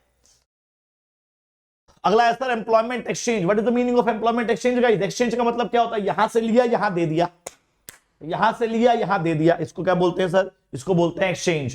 तो जॉब सीकर से इंफॉर्मेशन इकट्ठी करी, कंपनीज को दे दी, जॉब सीकर से इंफॉर्मेशन इकट्ठी करी, कंपनीज को दे दी, क्या बोलेंगे सर? Employment exchange. दो तीन बातें क्या sir? Employment exchange maintain data और record of the job seekers, ठीक है जी, and the company when the company visit, the organisation visit, can take this data. What I'm doing as acting as a middleman, ठीक है जी। These are established by the government of India in each district. Government of India ने हर एक district में employment exchanges खोले हुए होते हैं। चलो नेक्स्ट पॉइंट बालको, प्लेसमेंट एजेंसी की बात करते हैं। पहले मैनेजमेंट कंसल्टेंट बाद में पढ़ेंगे। सर प्लेसमेंट एजेंसी क्या होता है कि देखो, जैसे एम्प्लॉयमेंट एक्सचेंज था ना, same to same placement agency है, बस इस बार वो गवर्नमेंट ऑफ इंडिया ने खोला था, ये प्राइवेट है। यहां पर भी जॉब सीकर्स इंफॉर्मेशन इकट्ठी कराते हैं, कंपनी जाके लेके चली जाती है, लेकिन मैं इससे भी कमीशन लूंगा इस बार, इससे भी कमीशन लूंगा इस बार। और वो डिस्ट्रिक्ट लेवल पे काम कर रहे थे, मैं नेशनल लेवल पे काम करूंगा। ठीक है जी, डन। बात करते हैं सर मैनेजमेंट कंसल्टेंट की। हाँ जी गाइस, मैनेजमेंट कंसल्टेंट की बात कर लेते हैं। तो मैनेजमेंट कंसल्टेंट क्या होता है? जब मैं किसी थर्ड पार्टी को हायर कर लेता हूं, कॉन्ट्रैक्ट दे देता हूं हमारे रिक्रूटमेंट का काम, जब मैं किसी थर्ड पार्टी को हायर कर लेता हूं, कॉन्ट्रैक्ट दे देता हूं हमारा रिक्रूटमेंट का काम, उसे बोलते हैं मैनेजमेंट कंसल्टेंट। ठीक है जी, ओके। तो मैंने क्या बोला सर? थर्ड पार्टी को हमने या तो हायर कर लिया या उन्हें कॉन्ट्रैक्ट दे दिया। कौन सा सर? रिक्रूटमेंट का काम। That source is known as management consultant. ठीक है जी, डन। आगे बढ़ते हैं सर, कैंपस रिक्रूटमेंट पे आते हैं sir. What is the meaning off campus recruitment? जब कॉलेजेस, यूनिवर्सिटी, इंस्टीट्यूशन और कैंपसेस में जाके कंपनी के बड़े बड़े मैनेजर्स कैंप लगाते हैं और फाइनल ईयर के स्टूडेंट्स को डायरेक्टली वहीं से उठा के कंपनी में ले आते हैं, that source is known as campus recruitment. फायदा क्या है सर? लेटेस्ट टेक्नोलॉजिकल नॉलेज मिलती है। हाँ जी सर, लेटेस्ट टेक्नोलॉजिकल नॉलेज वाला बंदा कंपनी में आएगा। ठीक है। अगला सोर्स था रिकमेंडेशन ऑफ एम्प्लॉइज। तो आप लोग का कोई दोस्त, भाई, बंधु, कोई अड़ोसी पड़ोसी, ठीक है जी, कोई रिलेटिव, कोई नोन, कोई फैमिली मेंबर जिसको जॉब चाहिए हो, तो आप लोग बता दो। आप मेरे एग्जिस्टिंग एम्प्लॉइज हो ना, आप लोग मेरे एग्जिस्टिंग एम्प्लॉइज हो, तो आपका कोई दोस्त हो, कोई रिलेटिव हो, कोई नोन हो, कोई फैमिली मेंबर हो, कोई फ्रेंड हो, जिसको जॉब चाहिए हो, उसको बोलो आके अप्लाई करे। That source is known as recommendation of employees. ठीक है। अगला है लेबर कॉन्ट्रैक्टर। पहले कॉन्ट्रैक्टर की डेफिनेशन समझते हैं sir. Contractor is the person who maintain the close relation with the labours with the villagers. तो लेबर से या विलेजर्स से जो क्लोज कॉन्टेक्ट मेंटेन करे, और जो एक शॉर्ट नोटिस में जितने भी लेबर चाहिए, जितने भी वर्कर्स चाहिए, प्रोवाइड कर दे after charging some commission. Demerit क्या है सर ठेकेदार का, कि जब ठेकेदार छोड़ेगा तो सारे लेबर कॉन्ट्रैक्टर छोड़ के भाग जाएंगे। ठीक है जी। अगला क्या है, advertisement on television. Sir new trend है, ध्यान रखना। पहली चीज क्या है sir, it is a new trend और थोड़ा कॉस्टली पड़ता है। न्यू ट्रेंड है, कॉस्टली है। जब ऑडियो विजुअल फॉर्मेट में जो नोटिस आपने कंपनी के नोटिस बोर्ड पे लगाया था, जो नोटिस आपने न्यूज़पेपर मैगजीन में लगाया था, जब उसी नोटिस को आप टीवी में लगा दोगे ऑडियो विजुअल फॉर्मेट के अंदर, that source of recruitment will be known as advertisement on television, and this source is new trend as well as costly. ठीक है। Next one is guys web publishing. कुछ websites specially इसी purpose के लिए design की गई हैं। Naukri.com, jobstreet.com, LinkedIn, है ना, जहां पर जॉब सीकर्स जाके अपनी डिटेल जो है अपलोड करते हैं, कंपनी जाके वहां से डिटेल लेके अपनी जॉब पोजीशंस को फिल कर लेते हैं गाइस। ठीक है। ओके। अब सर एक्सटर्नल सोर्सेज के एडवांटेज एक बार पढ़ लेते हैं। तो एक्सटर्नल सोर्स का एडवांटेज क्या हो गया मेरे भाई, फ्रेश टैलेंट, नया खून, न्यू ब्लड। कंपनी के अंदर मेरे भाई नया ब्लड आएगा, नया खून आएगा, फ्रेश टैलेंट आएगा, टैलेंटेड पर्सन आएगा। ठीक है। वाइडर चॉइस सर, याद करिए, इंटरनल सोर्स के डिमेरिट था लिमिटेड चॉइस, इसका मेरिट क्या है सर, वाइडर चॉइस। कंपनी के बाहर जनता बहुत ज्यादा बेरोजगार है, तो ये हमारे लिए एक ऑप्शन हो जाता है, हमारे लिए एक बेनिफिट हो जाता है कि हम लोग बहुत सारों में से बेस्ट को चूज कर सकते हैं। ऑप्शन ज्यादा होगा, बेटर लोग चूज कर पाएंगे। क्वालिफाइड पर्सनल बाल को, लेटेस्ट क्वालिफाइड पर्सनल जो अभी अभी सारे राउंड्स क्वालिफाई करके आता है, तो एक्सटर्नल सोर्स से क्वालिफाइड पर्सनल आएगा जिसने अभी अभी सारे राउंड्स क्वालिफाई किए हैं। अगला latest technological knowledge. Sir latest technological knowledge वाला बंदा आएगा किस केस में सर, कैंपस रिक्रूटमेंट के केस में। अगर हम लोग क्या करते हैं सर, कैंपस रिक्रूटमेंट करते हैं, तो कैंपस रिक्रूटमेंट करने की वजह से हमारी कंपनी में क्या आएगा सर, लेटेस्ट नॉलेज वाला बंदा आएगा, क्योंकि अभी वो पढ़ रहा है, कॉलेज में है। कंपिटिटिव स्पिरिट आती है, नया बंदा बाहर से ला रहे हैं, तो बाहर वाला अपनी छाप छोड़ना चाहेगा, पुराने वाला उसको आगे नहीं निकलने देगा। तो जो एग्जिस्टिंग एम्प्लॉयज है उनके बीच में और जो न्यू एम्प्लॉयज है उनके बीच में एक बड़ा अच्छा हेल्दी कंपटीशन होता है guys. Next one disadvantage. Disadvantage क्या क्या है मेरे भाई, पहला डिसएडवांटेज है reduces the moral of existing employees. Moral का मतलब होता है मेरे भाई कॉन्फिडेंस। तो जो कॉन्फिडेंस है ना मेरे भाई, वो कॉन्फिडेंस को कम करेगा कौन, हमारा reduces the moral of existing employees. जो कॉन्फिडेंस है वो कॉन्फिडेंस को कम करता है। कौन कम करता है मेरे भाई, हाँ जी। अब एक बात बताओ, अगर मैं बाहर से लोगों को ले आऊंगा तो जो हमारे कंपनी के अंदर के लोग हैं कहेंगे कि अरे यार हमें मौका नहीं दिया प्रमोशन का, कोई बाहर से बंदा उठा के ले आए, तो कॉन्फिडेंस गिरता है गाइस। ठीक है। कॉस्टली पड़ता है एक्सटर्नल सोर्स, क्योंकि हमें एडवर्टीजमेंट निकालना पड़ेगा, मेडिकल एंट्रेंस, फिजिकल इंटरव्यू, बहुत सारी चीजें। ठीक है। लेंदी भी है काफी, बहुत टाइम लगता है सिलेक्ट करने में एम्प्लॉयज को। सर डिफिकल्ट एडजस्टमेंट में होती है, क्यों, क्योंकि मैंने बताया ना, बाहर से बंदे आएंगे तो नए रूल्स एंड रेगुलेशन, नए लोग, नई पॉलिसी समझने में टाइम लगता है, डिफिकल्टी होती है एडजस्टमेंट के अंदर। ठीक है। अब आते हैं बाल को last topic of this chapter, that is training and development. फटाफट खत्म करते हैं गाइस, मजा आ रहा है। ठीक है जी। ओके चलिए। तो ट्रेनिंग का मतलब क्या होता है सर, ट्रेनिंग का मतलब होता है स्किल्स एंड नॉलेज को इंक्रीज करना। एवरीवन, ट्रेनिंग का मतलब क्या होता है, स्किल्स एंड नॉलेज को इंक्रीज करना, एट्रीब्यूट्स डालना एक बंदे के अंदर ताकि वो टास्क या जॉब को अच्छे से कर सके। ट्रेनिंग हमेशा टास्क और जॉब के लिए दी जाती है। बात करते हैं डेवलपमेंट की, तो डेवलपमेंट क्या है मेरे भाई, डेवलपमेंट का मतलब होता है overall growth of an employee. एक एम्प्लॉय की ओवरऑल ग्रोथ को क्या बोलते हैं सर, डेवलपमेंट बोलते हैं। और डेवलपमेंट वाइडर होता है ट्रेनिंग से, क्योंकि ये ओवरऑल ग्रोथ की बात कर रहा है, ये सिर्फ टास्क को कैसे करना है इसकी बात कर रहा है। तो ट्रेनिंग सिर्फ टास्क की बात करेगा, डेवलपमेंट ओवरऑल बात करेगा, तो obviously development is a wider term than training. Done. चलिए आगे बढ़ते हैं सर।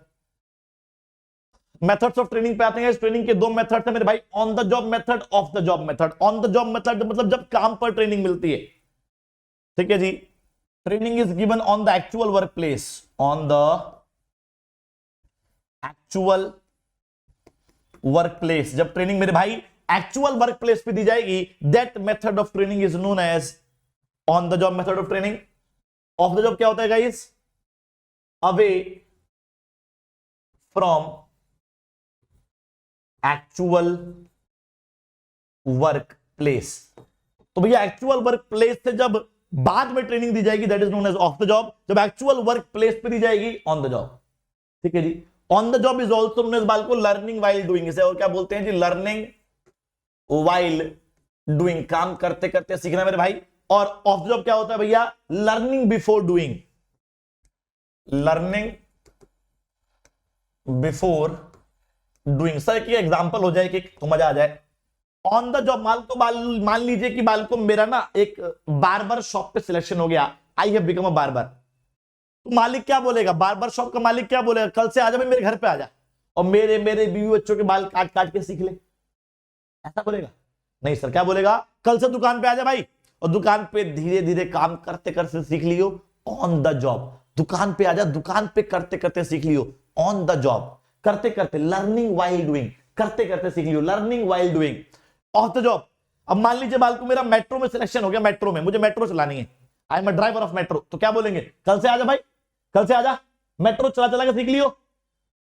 नहीं सर, ऐसा तो नहीं बोलेंगे। पहले मेरे को नकली मेट्रो पे चलाना सिखाएंगे, उसके बाद मुझे असली मेट्रो देंगे, है ना?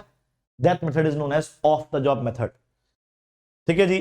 Okay sir, on the job के 3 टाइप्स होते हैं, apprenticeship training, internship training, induction training. ठीक है जी। इंडक्शन ट्रेनिंग नहीं कराऊंगा, बताऊंगा बाद में क्यों।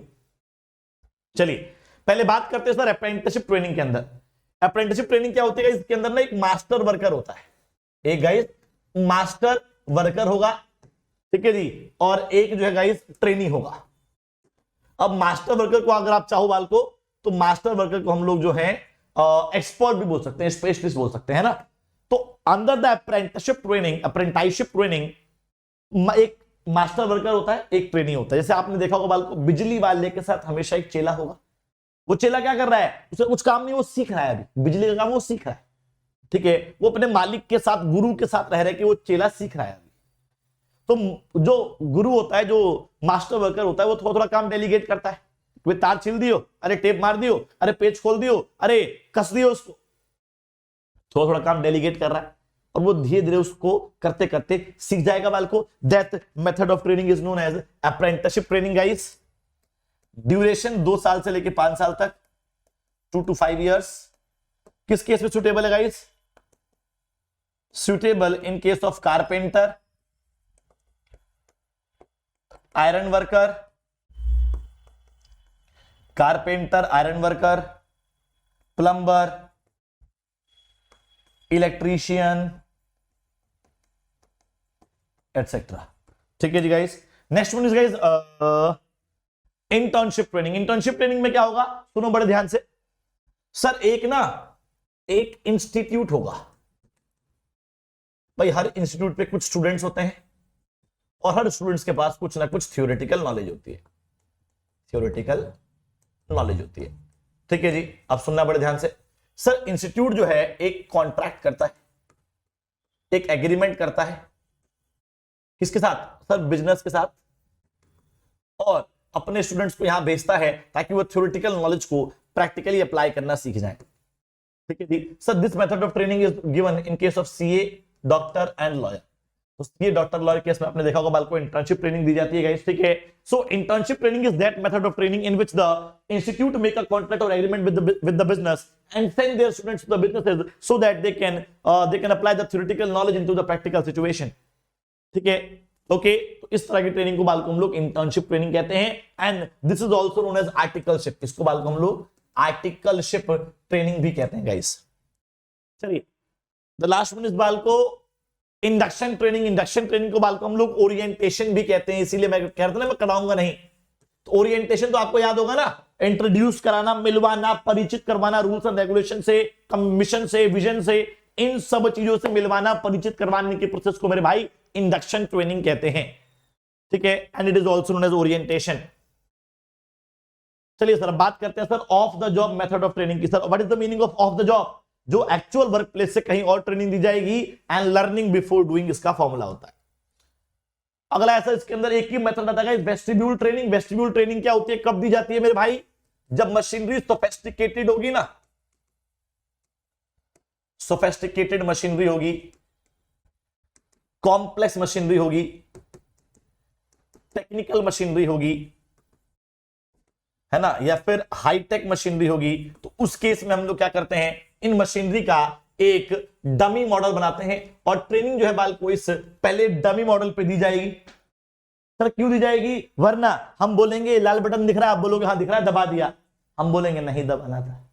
जब मशीनरी डिफिकल्ट होती है ना बाल को, तो समझना आसान नहीं होता, इसीलिए sophisticated machinery, technical machinery, complex high tech machinery case में पहले डमी मॉडल बनाया जाएगा, डमी मॉडल पे आपको सिखाया जाएगा, उसके बाद आपको एक्चुअल मशीनरी चलाने को दी जाएगी। That method of training is known as vestibule training guys, ठीक है, डन। चलिए आगे बढ़ते हैं, फायदे पे आते हैं guys, benefit of training to the organisation, company को क्या फायदे हैं आपको ट्रेनिंग दिलवाने से। तो पहला सिस्टमैटिक लर्निंग में देखो, हर एक काम जो सिस्टमैटिकली लर्न कर पाते हैं एम्प्लॉयज, सिस्टमैटिकली परफॉर्म कर पाते हैं, है ना, और एम्प्लॉयज प्रोडक्टिविटी, जितने मेरे एम्प्लॉयज हैं उन सबकी प्रोडक्टिविटी बढ़ जाएगी, हमारे फ्यूचर मैनेजर तैयार हो जाएगा, क्योंकि ट्रेनिंग दूंगा तो अच्छा काम करेंगे, तो आप में से किसी एक को एज अ फ्यूचर मैं मैनेजर इस्तेमाल कर सकता हूं। इंक्रीज एम्प्लॉयज मोरल, हमारे एम्प्लॉयज का जो मोरल है, जो कॉन्फिडेंस है, ट्रेनिंग के बाद कॉन्फिडेंस एम्प्लॉयज का बढ़ जाता है। चेंजेस का वो सामना कर पाते हैं, easy to cope up with the changes का वो लोग सामना कर पाते हैं गाइस, ठीक है, तो easy to cope up with the changes. अब एम्प्लॉयज को क्या क्या फायदे हैं गाइस ट्रेनिंग देने से, उनकी स्किल्स इंप्रूव होती है, उनकी परफॉर्मेंस इंप्रूव होती है, एक्सीडेंट्स कम होते हैं, अर्निंग बढ़ जाती है ट्रेनिंग देने से एम्प्लॉयज की, और उनका जो मोरल है, मेरा पर्सनल कॉन्फिडेंस जो है वो बढ़ जाता है गाइस, ठीक है जी। ओके, ट्रेनिंग डेवलपमेंट का डिफरेंस वाल को मैं थोड़ा बहुत बता चुका हूं, थोड़ा बहुत और बताता हूं। पहला पॉइंट लिखना वाल को मीनिंग, तो ट्रेनिंग का मतलब क्या होता है, स्किल्स एंड नॉलेज को बढ़ाना। डेवलपमेंट का मतलब क्या होता है गाइस, ओवरऑल ग्रोथ। दूसरा scope, training is narrow in scope, development wider in scope, अभी बताया थोड़ी देर पहले ही मैंने।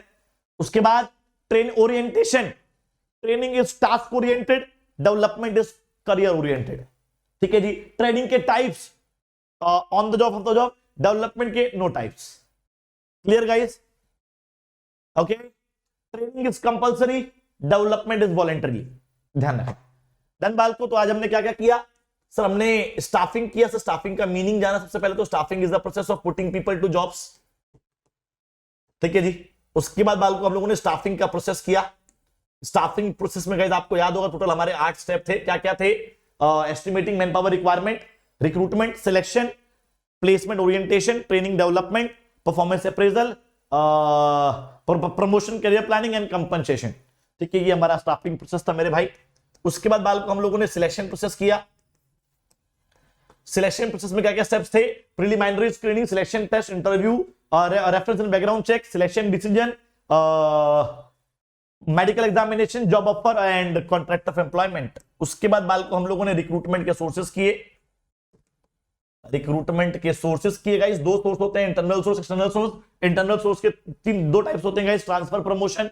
एक्सटर्नल सोर्स के मेरे भाई 10 टाइप्स होते हैं, कौन कौन से sir, direct recruitment, casual callers, advertisement, employment exchanges, manage placement agency, management consultants, ठीक है जी, campus recruitment, recommendation of employees, labour contractor, advertisement on television, ठीक है, और वेब पब्लिशिंग गाइस, ठीक है, डन। और लास्ट क्या था मेरे भाई, लास्ट था मेथड्स ऑफ ट्रेनिंग। तो ट्रेनिंग के बाल को कितने मेथड्स होते हैं सर, 2 मेथड्स होते हैं, on the job and off the job. On the job के 3 मेथड्स हैं, apprenticeship training, internship training and induction training. And off the job का बाल को एक ही टाइप था, that is vestibule training guys, done. Homework क्या guys, prepare a mind map from today's keyword, ठीक है, ओके गाइस, डन। समरी हम लोग दे चुके हैं गाइस ऑलरेडी। चलिए, thank you so much everyone. Hopefully ये विश्वास बैच आपके विश्वास को बढ़ा रहा है, आगे बढ़ा रहा है, आगे लेके जाना है, आग लगानी है गाइस, ठीक है जी। चलिए, तो मिलते हैं बाल को आप लोगों से नेक्स्ट लेक्चर के अंदर। विश्वास बना के रखना, क्योंकि विश्वास ही आपको अच्छे नंबर लाने का विश्वास दिलाएगा गाइस, ठीक है जी। चलिए, तो मिलते हैं बाल को आप लोगों से नेक्स्ट क्लास के अंदर। चल देनो, बाय, टेक केयर, जय हिंद, जय भारत गाइस, ख्याल रखिए अपना।